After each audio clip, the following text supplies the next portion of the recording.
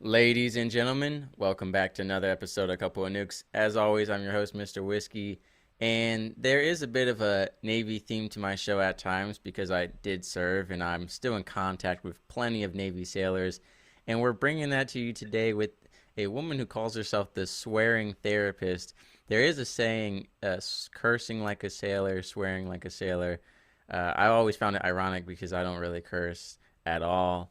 And I think I'm one of very few sailors who don't. I have had plenty of. We've actually talked before on the show about there are certain leaders out there, especially in military, who think if they throw in an F word every 5 words, that they'll teach you better. Sometimes it works, sometimes it doesn't. Depends on the audience. And sometimes you need your therapist to swear at you, but that's not what we're talking about today. Today, we are going to touch upon a couple of different subjects from depression and abusive relationships to navigating and thriving from hardships rather than being a victim, and how mindset plays a huge role into that, as well as talking about some culture shock and some age barriers or lack thereof. So it's going to be a good episode. I am here with Ms. Zulma Williams. And yeah, Ms. Zulma, will you please introduce yourself for us? Hi, Mr. Whiskey. Thank you so much for having me. I'm going to try to tone down a little bit of my cussing, but who knows what's going to happen. I'm Zulma Williams. I'm a mental health therapist. I'm originally from Argentina. I'm a breast cancer survivor, and I uh, I don't cuss at my clients. I cuss when I'm talking to them to keep it real. You cuss with them. Right, exactly, with them, not at them. Yeah. No, that's important. So you mentioned Argentina. Can you tell us about? I know from talking to you offline that you didn't immigrate to the U.S. until 31. I mean, that's a big difference. Most people when they say they immigrated, they were 4 or 5 years old. They don't really have much connection or culture to where they came from. But you, I mean, you had over 3 decades of growing up in Argentina, probably not speaking English. So how was that moving to the U.S.? It was hard at the beginning. I had English in high school, so I knew how to read and write, but I didn't speak the language. Actually, when I landed in Miami airport, they were asking me a couple of questions. I'm like, I'm innocent. I'm innocent. I didn't do it. And then the guy was kind enough to bring the paper, and it was like if my luggage with me the entire time, or if I have something in my luggage that was given to me and I didn't, I was like, oh yes, no, like because but it was certainly a cultural shock. I decided to move to the United States due to the socioeconomic situation in Argentina. I didn't have a job at the time. I was still living with my mom because I couldn't clearly afford to live on my own, and I was like, I didn't, I was single and I didn't have any children. And I was like, well, if I don't do it now, I'm always going to be thinking, like, what if? So I packed my bags and I came here. And it was very hard in the beginning. I was in California for a couple of years. Then I moved to Nevada. But I was living in a Hispanic neighborhood. So I was going to school to learn English, right? How to speak it. And there was like 20 of us in English as second language class, and 19 we were Hispanic, like 18 Mexicans, and then me, and then a poor Chinese girl that she couldn't communicate with anybody.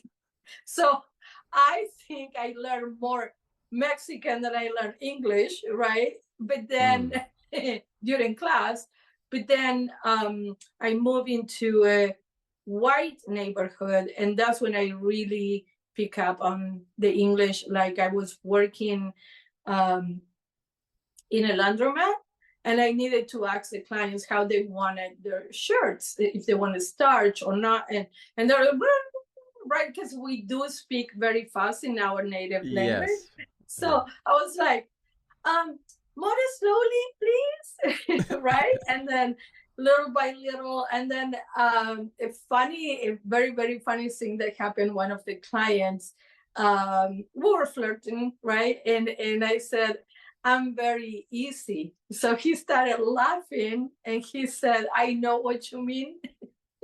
But the way to say it is, I'm very easygoing. Yeah, yeah, it can have a different context. That's him, like, it's like, I'm very easy. Like, So, Yeah. but I learned, here I am.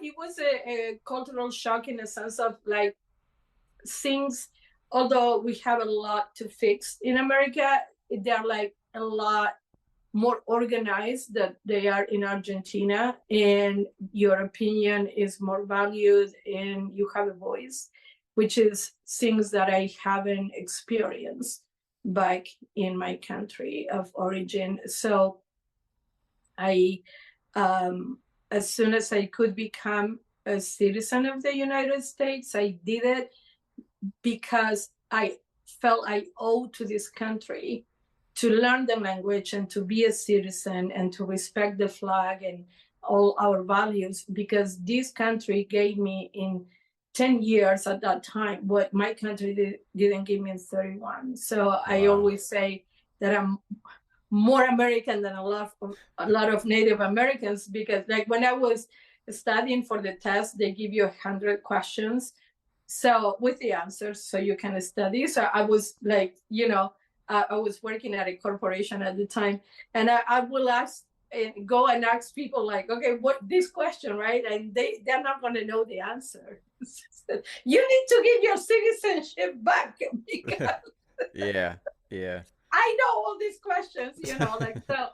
But it was a matter for me. It was a matter of uh, being grateful for all the opportunities that this country gave me. I always said I didn't become a hardworking individual when I moved to the States. I was already hardworking, but over there you do that to survive.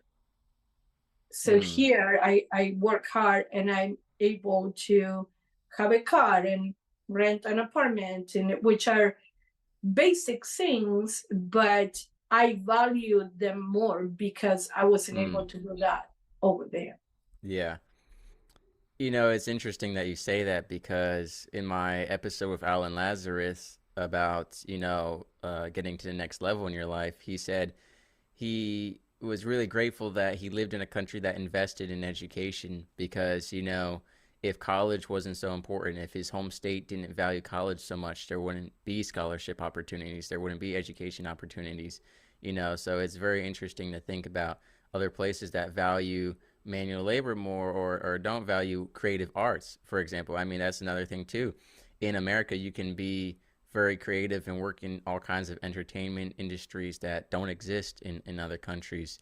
And I was laughing earlier when you were talking about, barely speaking English because there were people in boot camp, believe it or not, in the military who only spoke Spanish. They barely Oh, spoke English. They spoke just enough to kind of like make it by. And young men do what young men do, and they only teach people who don't speak English bad words, or they tell them the wrong meanings, and then they're saying, F you to the officer in charge of us, and he's like, what did you say?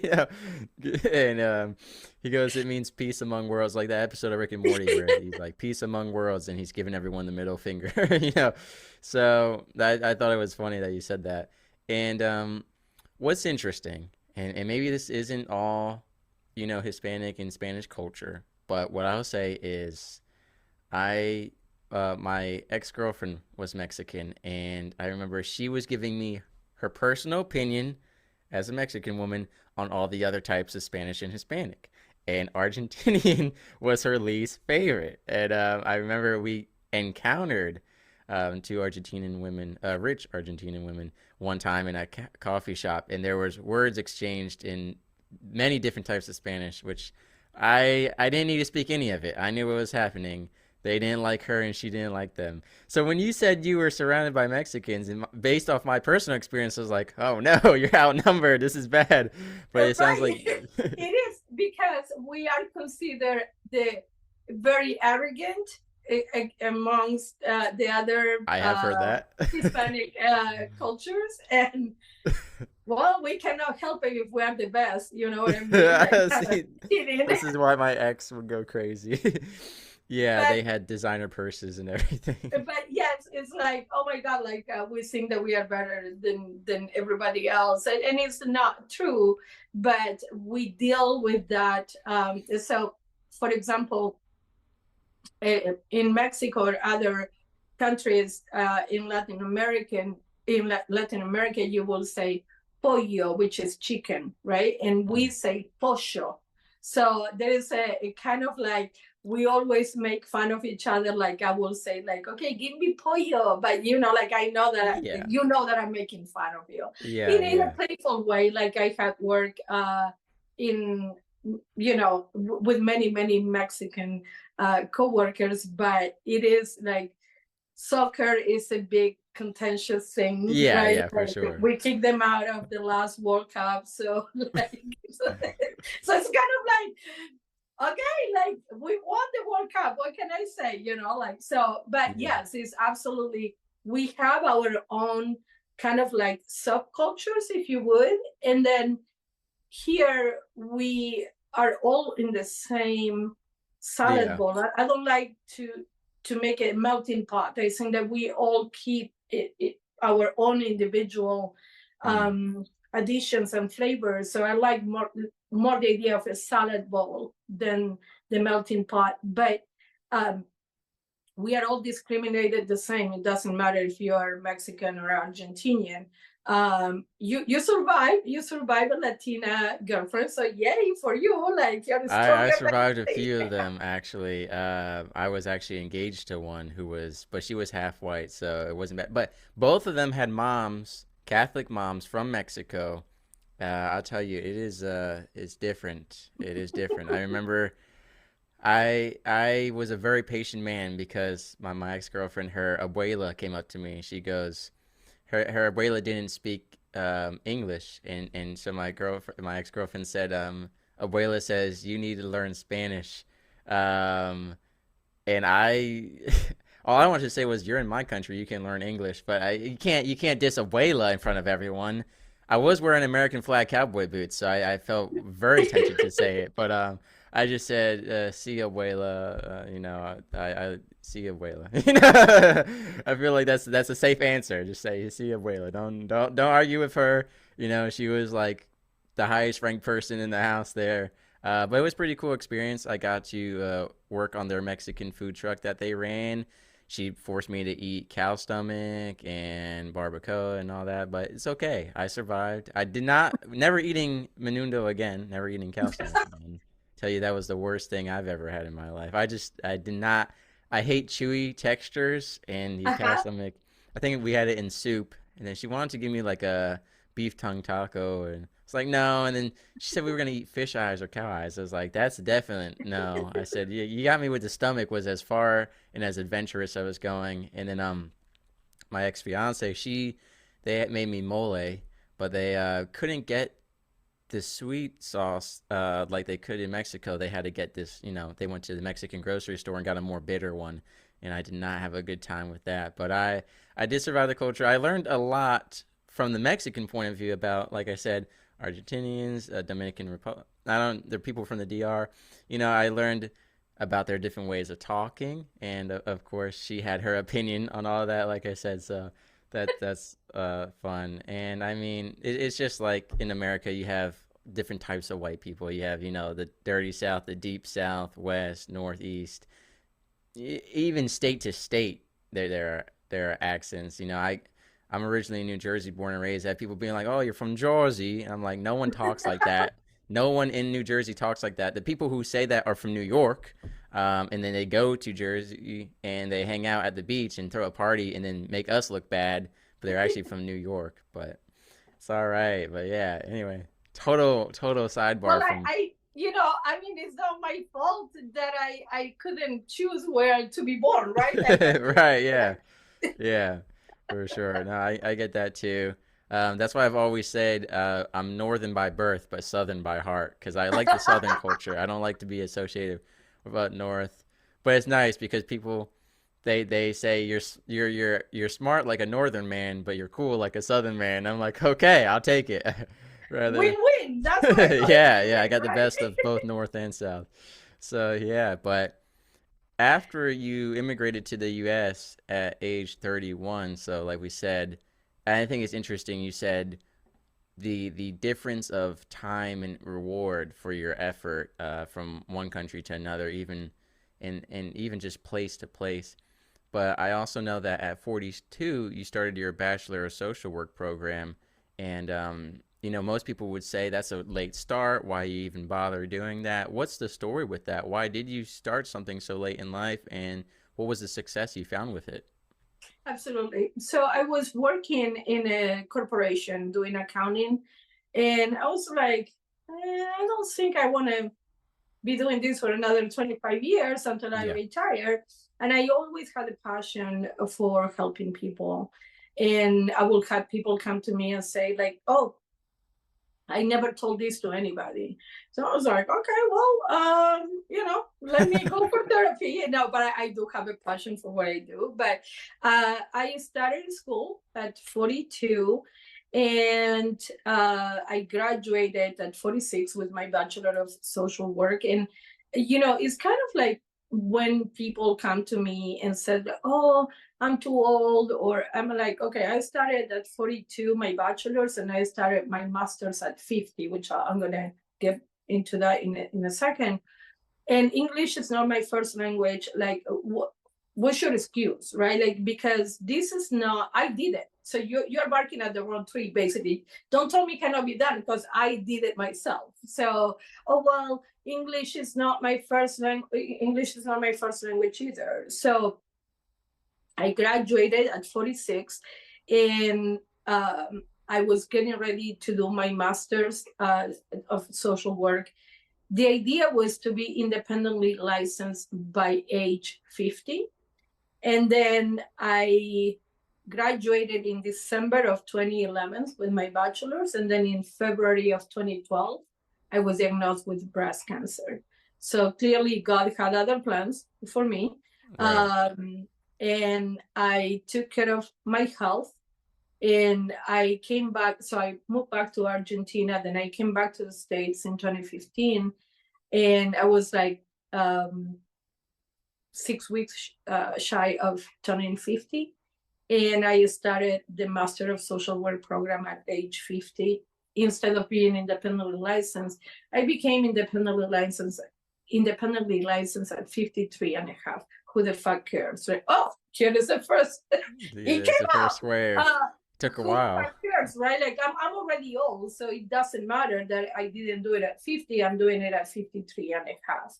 One advantage of going, especially for this profession, when once you graduate with your master's, you need to do 3,000 hours of internship, 2,000 hours of direct contact with clients, and 1,000 hours of other stuff. And so I had interns who were half my age, right? Like, they're 25. Right. And let's say that I have a client having issues with their child, and I'm telling them, oh, okay, have you considered doing A, B, and C? They never ask me if I have children. I don't. But I would have told the truth, but they assume because I'm old, I already have children. So my 25-year-old colleague, she's like, they are asking me if I have children and what do I know? Like, clearly, like, I mean, she's 25 and she looks 13, right? Like, so you're not going to tell me what the fuck to do with my children. But I'm like, okay, like, that is the advantage of being old in this profession, because they assume that, Right. oh, okay. And I did have life experience, but I didn't necessarily had to have children in order to give you a different approach or a different idea.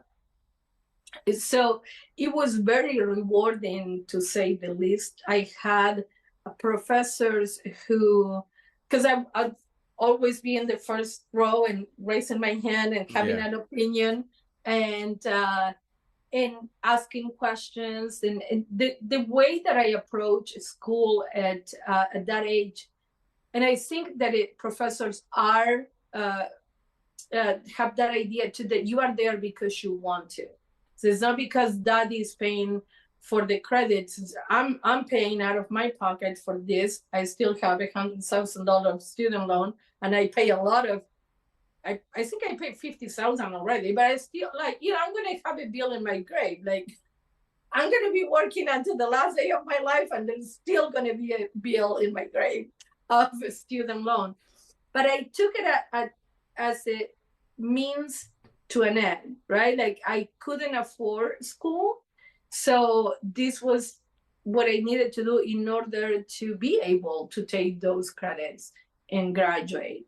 So when I'm doing therapy with my clients, I'm very direct and I keep it real. And I think that my job as a therapist is to provide you with a different perspective. When you are in the picture, you cannot see the picture. So you will tell me stuff and I'll be like, oh, have you considered blah, blah, blah? Or did you think about blah, blah, blah? Right? Like, so I'm not telling you what to do. Like, I'm not your mom. Like, but I'm kind of like asking you questions for you to find your own answers. I don't have the answer. Like, I don't barely know what to do with my fucking life, like, let alone tell you what to do with yours. But right. I will kind of like guide you into finding your own answers, if that makes sense. Yeah, no, I think sometimes we need that for sure. And I think too many people go to therapists or their friends and family looking for a babysitter rather than, some advice. And a little side rant, you got me reminiscing. I actually used to talk to a girl from Guatemala, and she didn't speak English really. She wanted to be an English teacher, which was the irony because she didn't speak English. She would get mad if I tried getting her to speak English. So I was learning Spanish to talk to her, and I would translate stuff. I would type up paragraphs, then translate it, and then send her audio recordings of me talking to her in Spanish, and she liked my accent. And then she bought one of the books I wrote and published and was translating it one page at a time. And she was great. Yeah, so I So you haven't learned your lesson. Like, you keep dating. I don't know how this happens to me. A lot of people think I'm Hispanic. They come up to me and they start speaking Spanish, and I'm like, no. And I don't want to give more dirt on Mr. Whiskey. I've already exposed myself for dating Latinas, but I was arrested one time. I was falsely accused of a crime, and I was arrested. I remember I was in this waiting unit, and a few minutes later, this Mexican guy gets arrested, and he doesn't speak any English, and he comes up to me, and he starts speaking Spanish. I'm like, sorry, I don't speak English. I mean, I don't speak Spanish. I was like, yeah. I was like, I don't speak Spanish. I speak English.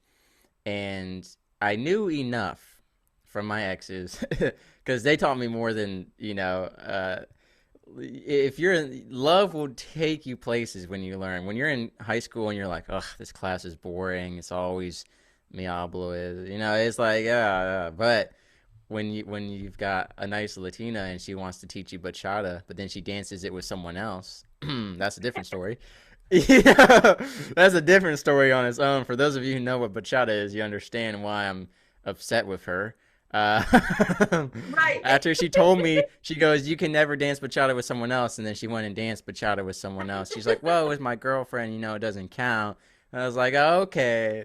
But yeah, salsa. I do know a lot of Romeo Santos songs, but anyway, people don't expect this, but I knew enough to understand what he was saying, and he kept calling me maestro. He was calling me the prison master teacher because he goes, you've been here so much longer than me. I said, buddy, five minutes ago. I don't know how much English you know. 5 minutes before you, but he's coming in calling me maestro and all this, saying I'm the jail teacher. And then I knew enough this is crazy that he said this to me, but everyone else there was black. So there was me and him, and he goes, those are the enemies. You and me are amigos, right? We got to look out for our own kind, and there's going to be a race war, and we got to stick together. I was like, but they like me. They like me. I'm not, I don't know you. I said, I'm friends with them. I said, I don't know about all this. I'm not trying to be in no race war. Like they like me, you like me. Let's leave me in the middle, but not in the middle if anything happens, you know. Right. And so this was the, and he didn't speak any English, so then he just kept like misbehaving because he didn't know what was. He didn't even know he was arrested. He didn't even know what was going on. I felt bad. I couldn't explain to him what was going Oh, on. So then he just took off all his clothes and started walking around naked. Um, but yeah, it's a funny story. Yeah, it's and funny.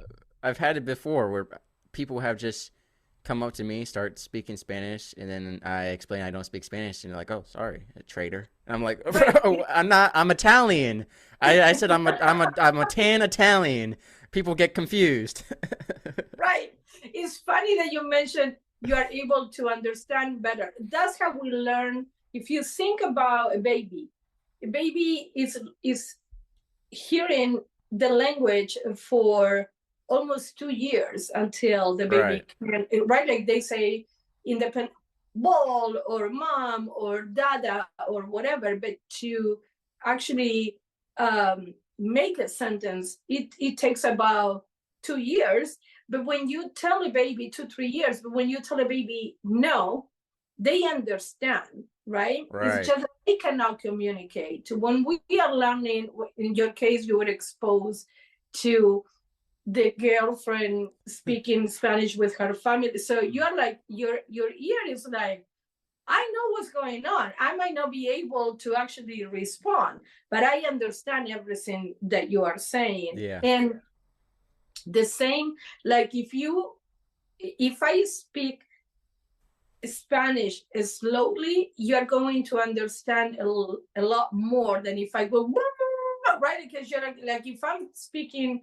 I had a girl that was working at a clinic. I was working a couple of years ago, and she said she spoke Spanish, so I started speaking Spanish to her, and she's like, "Oh, no, no, the poquito." I'm like, "Oh, bitch, you don't speak Spanish, you're lying." Like, because if you speak Spanish, we can have this conversation. Like, Yeah. so I talked to her like the first day because she's like, "Poquito." I'm like, "Then you don't speak Spanish, like, and don't be lying, right?" Like so, and I always when I now I'm in private practice. When I used to work with other people, and a new person will come in, I will ask them like, "Do you speak Spanish?" And they will say no. I'm like, "Okay, so I can talk shit behind your back in Spanish, right? Because you're not gonna understand, like, like." And if they say yes, I'll say, "Okay, so we can talk shit about all these green guys that they don't know what we're saying, right?" Like so. Either way, like a very playful, but it is so important that like if when I first came to this country, I was listening to the radio in English all day, like to kind of like get my ear accustomed to that. Right. Watching movies in English, like I didn't understand, but I kind of like got the idea, right?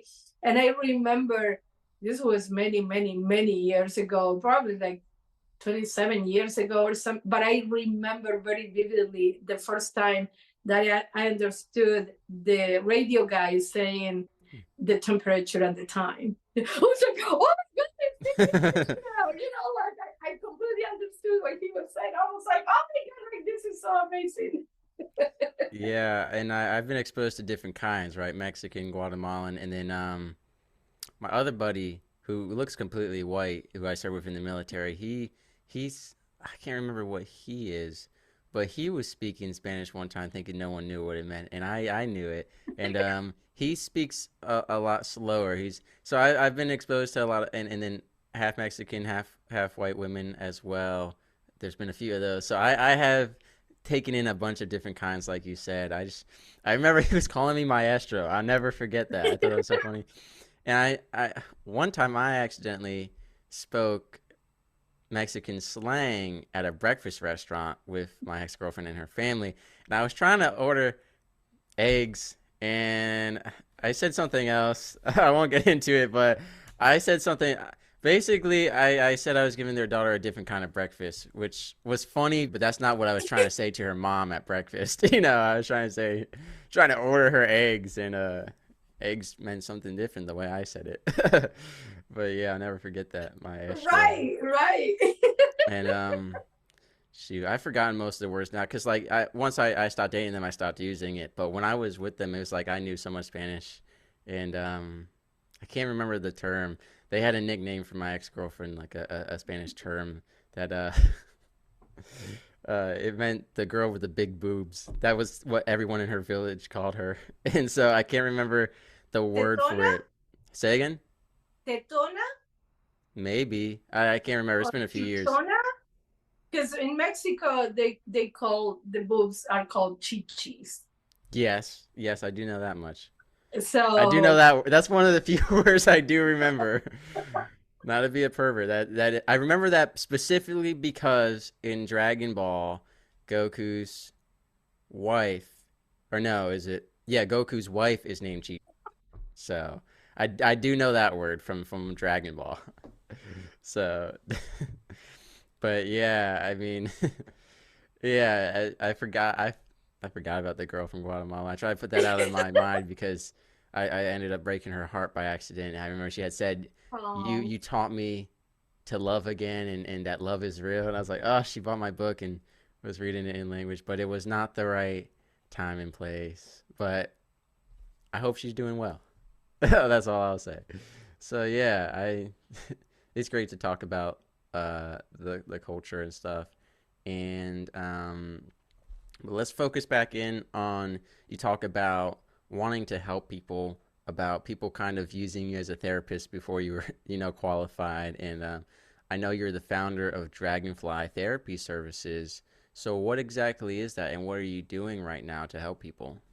so I, I after I work in community mental health for many years, uh, as an intern and even as a fully licensed person, there are certain populations that I don't want to work with, and I will tell that to the clinical director, and I will not be heard because, for example, I don't like working with couples, and um, Yeah. they will give me a couple because they speak Spanish. And I'm like, how's that my problem? Like, no, I said I don't want to work with couples. So I ended up founded my own therapy uh, agency. So it's just me. It's not really an agency, but it's like I I was like, okay, I want to work with clients who experience trauma, anxiety, and depression.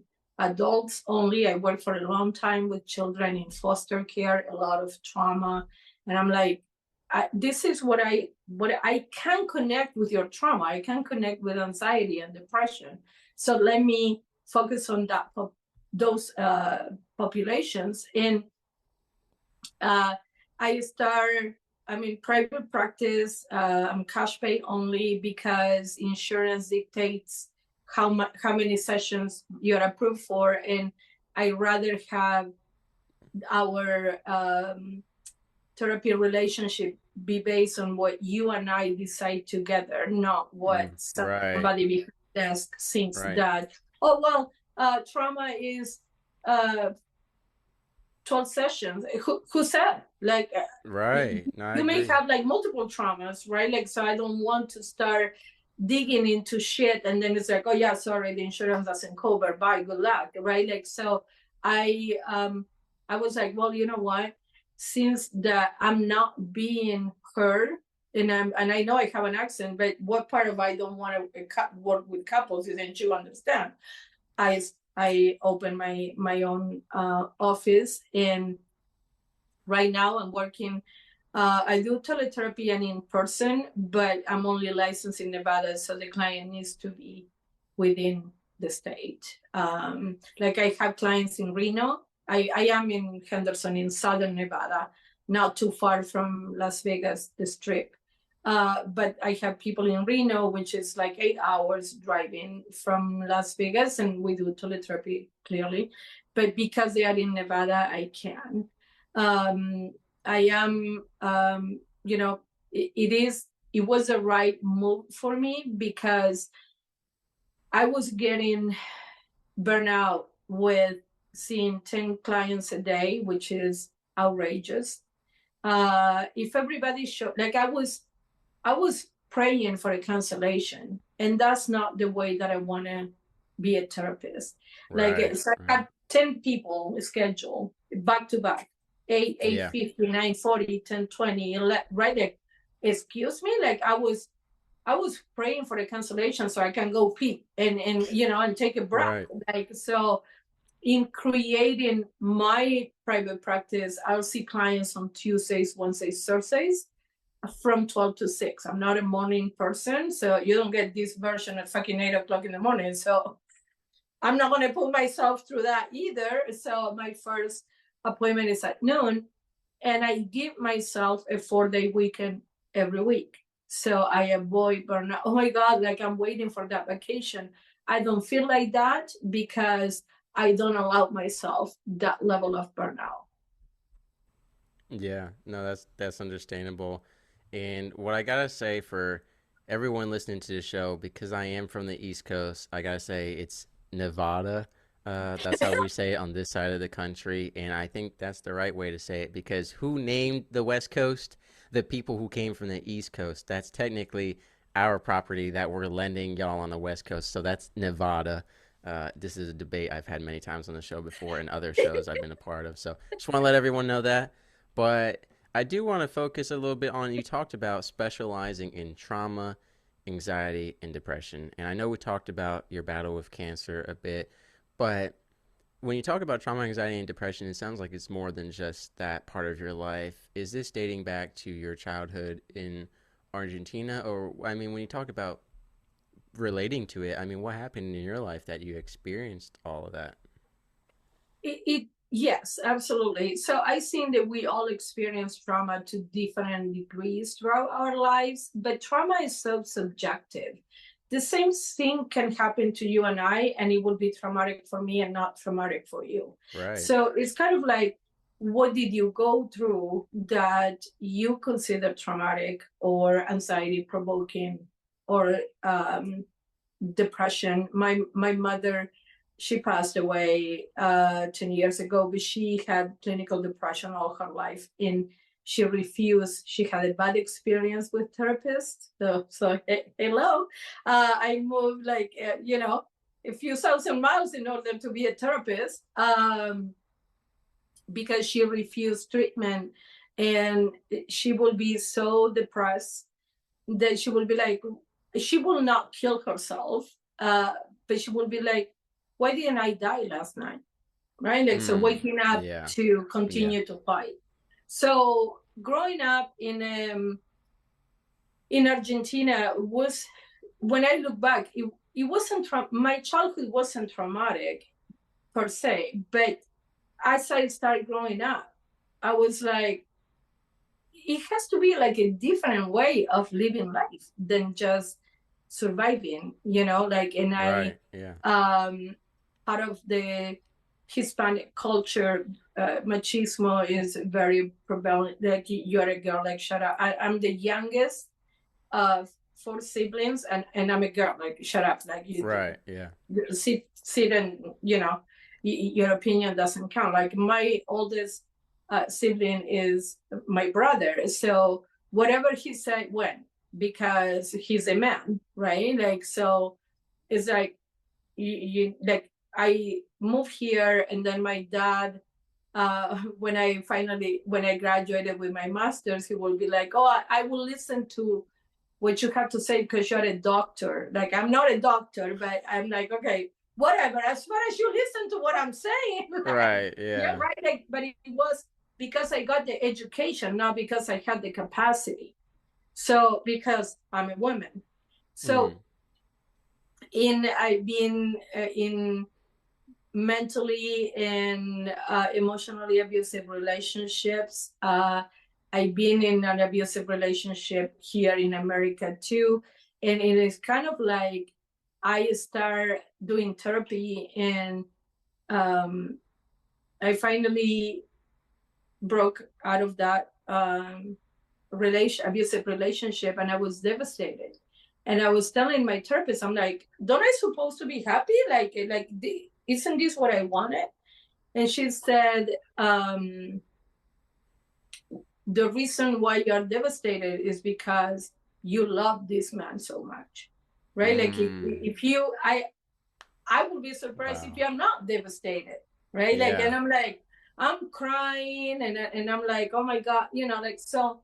And I experienced suicidal ideation throughout my life, but I never, I learned through my own experience that a lot of times it's not necessarily that you want to die, is that you are so tired. So, but you're tired of the pain, could be physical pain, emotional pain, that you just don't want to deal with this anymore. So, but we are so black and white that, okay, well, if I don't want to live with this, then I had to die. Well, not necessarily, right? Like you can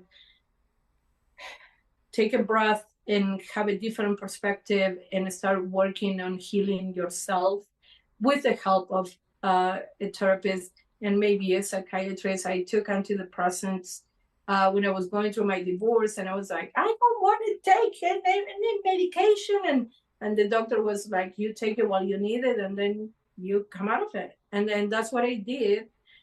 But I've been in therapy like probably more than 25 years. And that's what kept me going, having that neutral person, because your friends are always going to be on your side, right? Like, oh, fuck her, she's a bitch, blah, blah, blah. A therapist will be like, okay, like, well, let's talk a little bit about why is it that you are attracting this kind of girlfriends, right? Like, so it's more about like holding some accountability instead of like, oh, poor you. It's like, no, which is what a friend will say. So that is the difference. So why I can talk to my friend. Yeah, you can talk to your friend all you want, but is your friend going to hold you accountable? So that's what therapy is, right? Like, why is it that you are continuing to check social media when you know that is destroying you, right? Like, so it's kind of like that is a decision that you have to make. Like I cannot, like I give my clients suggestions, but then it's your decision. So I'll say like, yeah, don't check on her social media because that's gonna keep you in the loop, right? Like, and you go home and you check on the social media. Okay, like that is your decision. But then you come back next week and you're still depressed and anxious. So guess what I'm gonna ask you to do? To not check on the fucking social media, right? Like what I do when I give exercises about anxiety or depression is I'm asking you to try it to see if it works for you. If it doesn't work for you, then we try something else. But how are we going to know if this works for you if you don't try it? But again, like I'm not your mom, like I'm just try it and see if it works. It's basically we are working together in this. And Right. one important thing that I kind of like is my motto for therapy is like I cannot want this more than you do. I cannot Right. Yeah, want of course. you to get better more than you want to get better. So the type of clients that come to me are I call them highly motivated individuals who are ready to get better. And you might feel like you're ready to get better and you're not, and then we're not going to last because I'm going to be like, okay, like, have you tried this, have you tried that, have you read it? I will hold you accountable. And Right. if you're not ready to do those things, I'm not the therapist for you. Like, Yeah. there are millions of therapists and I will provide you with referrals, but I'm not here to hold your hand. Oh, poor Mr. Whiskey. Like, no, stop fucking checking the social media, right? And see what she's doing, because that is not good for you. But I cannot force you to do that. I'm like, okay, I'm giving you some solutions. You don't want to use them, that's fine. But maybe we are not a good match. So there are other therapists who use other methods and they're like, Right. well, you're not ready, and that's fine. Like, I go to them. Like, I'm not the only therapist, but do you want to get better? Then we hit the ground running. For sure. I think what you said is actually, we kind of discussed it again, the episode with Alan Lazarus. We talked about you might feel ready, you might be ready, but it requires humility, especially these kinds of conversations, and therapy requires a lot of humility, because if you're ready, but your pride or ego is in the way, and it's blocking you off from getting that help, right? I mean, accountability requires humility. It does, you know. I mean, you're owning a mistake, or not necessarily a mistake, but a habit, a trait, or something you did that resulted in, you know, XYZ when you did ABC. So I think it's important. But additionally, like you said, there are so many types of healing and therapy out there. If for some reason you're not connecting with a therapist, I mean, there are more, and A- you shouldn't hold it Absolutely. personal against the therapist. Their style just isn't meant for you. It doesn't mean like Ms. Oma's an awful person because she wants to say I did this, this, and that, and you know, this isn't a place to be defensive and argumentative. If their method isn't working for you, just say, hey, that's not for me, and respectfully move on. You know, but I'm sure Ms. Zoma, you could say you've had some angry clients who did not move on so politely. Yes, and that's fine. I don't take it personal. Like, okay, it's your opinion, or opinions are like assholes. Everybody has one, and they stink. So Yeah, it's your opinion. I'll give you referrals. But I want to mention something that I think is very, very important, especially for for men sure. in the military, right? Mm, Like, it's the stigma that oh, I'm not crazy, or I'm not, that going to therapy is a weakness. And actually, it takes a lot of courage to go to therapy. So going to therapy is the opposite of being weak, is being smart about the situation that you are in. That can you do it by yourself? Of course. But why? You don't have to. There are right. a lot of tools available to you. Why are you going to do it by yourself when there is so much help available to you? So actually, going to therapy is a smart thing to do. However, there is the backlash from the military. Like, if you have certain diagnosis, it will stop you from moving forward Right, in right. your career and all that. And I had like active duty members of the military who will pay cash so that it will not go in the record. And one Yeah. of them was, everybody was asking him, what are you doing? Like, you look happier, like you are doing. I'm doing therapy. And I'm like, yes, take my cards. Like, tell some of your people. I love working with the military members. But and then if you are a veteran, right? Like all the trauma that you have experienced and all the situation that you might have been through, and it's like, oh well, like I had to get over this. No, you don't. We can work together on helping you with that too.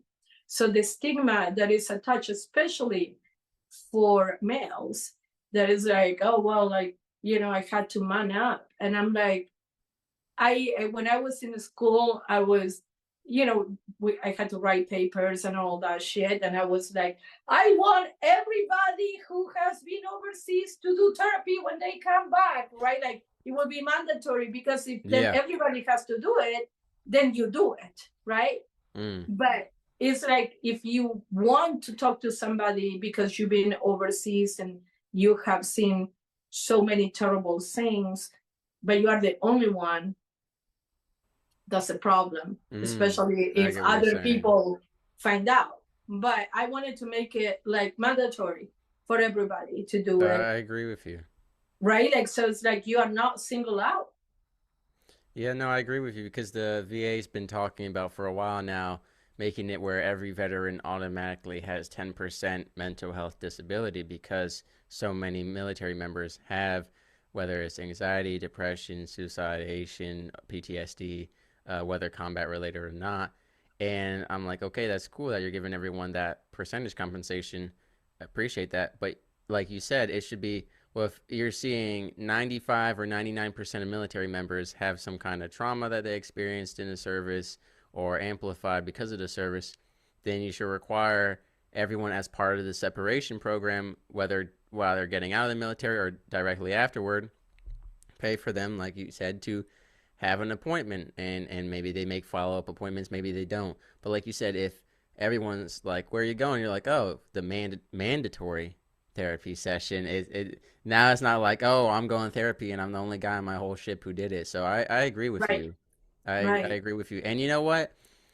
It's at the end of the day, if the military members go to the mandatory therapy session and they're just like, this is stupid, I don't want to do this, that's on them. But you've provided them the opportunity to go without any judgment and to take care of their issues. So I agree with you 100% on that. I agree with you 100% on Like, that. don't you have to have like physical exams? Like going to therapy is Right. mental health, like going to You the get a gym is separation physical physical. health. Yeah, Right, right. you get a separation physical, but not, and same thing with joining the military. You get a physical to get in, but there's not necessarily, they say like boot camp is the mental health test, but I mean there is so much more than that. I agree. Both on the way in and out, you should be analyzed.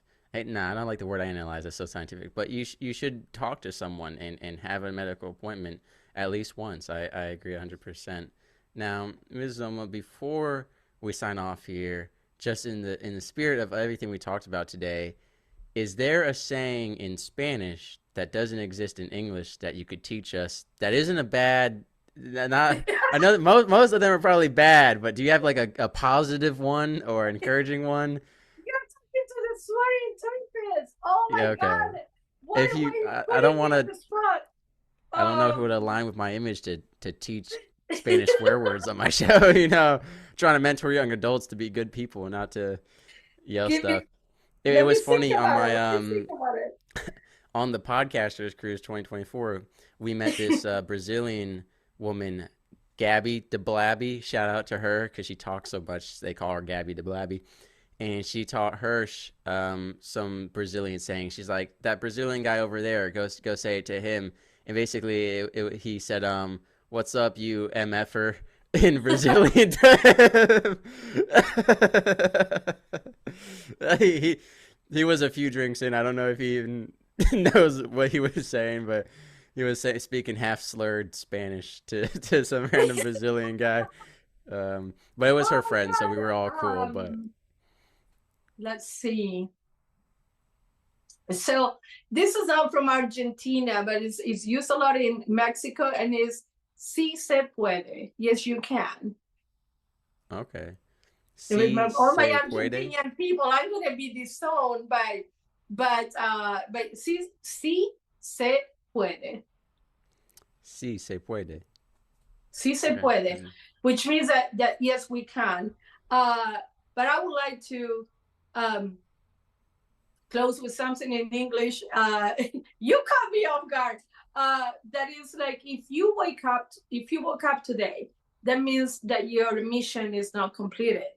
So Mm, you push through, however you need to, and you had achieved and survived 100% of all the challenges that you have experienced in your life. How do I know? Because you're here.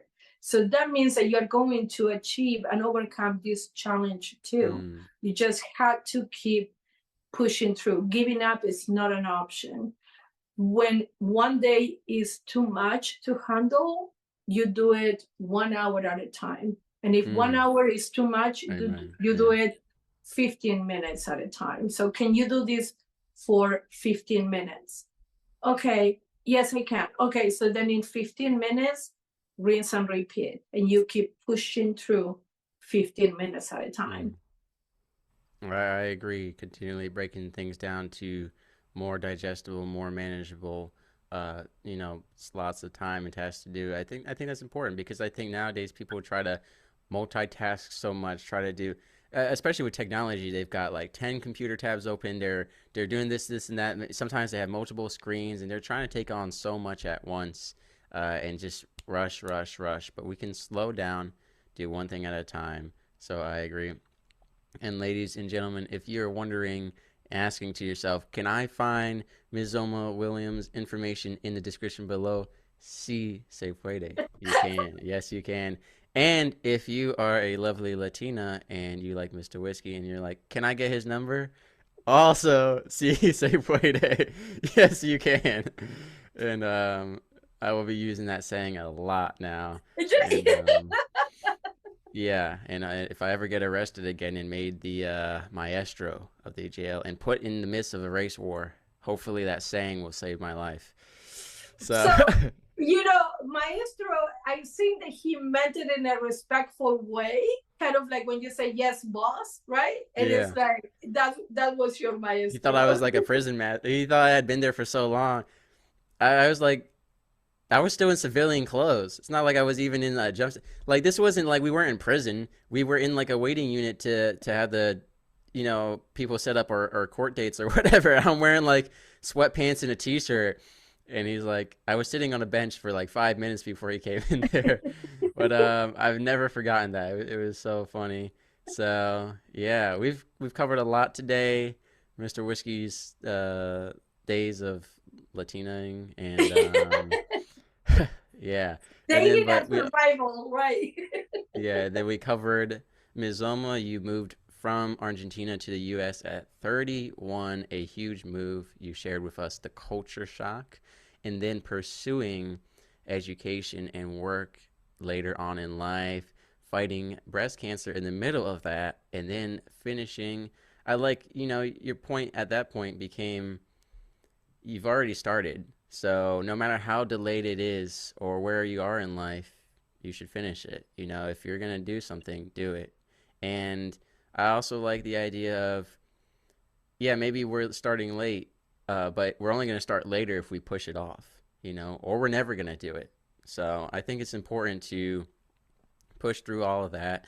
You know, your age shouldn't define, whether you pursue education or work. And I think it's a great thing. So, again, ladies and gentlemen, in the description below, you can find the Dragonfly Therapy Services for y'all. And, that website has a ton of great stuff on it. And so, Ms. Zoma, I want to thank you so much for coming on the show. It's been a very fun episode. I wasn't expecting this, so it was great. There was a lot less swearing than I thought, a lot more exposing myself than I thought. And yeah, so but all great things. I really appreciate you coming on the show. It's been a great time. Yeah, this has been wonderful. Thank you so much for having me. Sailing through the ocean blue, nuclear reactors my crew, guiding the ship, the stars as our guide, through the waves we ride, jokes and laughter fill the air. On this voyage we have to share, working together, side by side, as one family we will abide. In the heart of the ship we reside, nuclear operators with pride, powering the vessel with every stride. Our mission, a source of great pride.